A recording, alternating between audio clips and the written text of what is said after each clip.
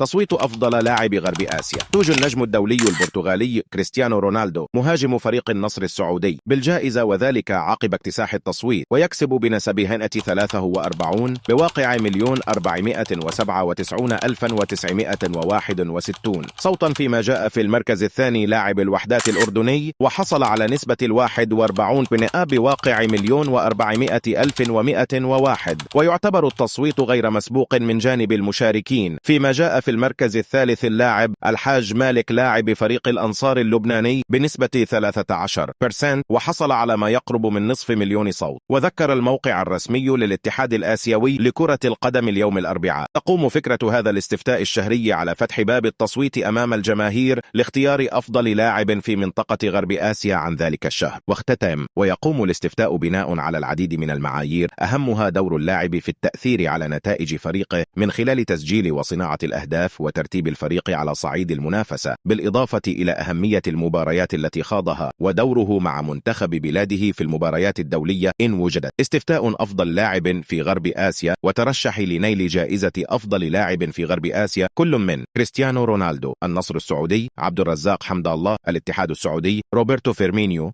الأهلي السعودي، يوسف نياكاتي بنياس الإماراتي، ياسين براهيمي الغرافة القطري، أنس العوضاء الوحدات الأردني، حمزة عيسى ثقافي طول كرم الفلسطيني، الحاج مالك الأنصار اللبناني،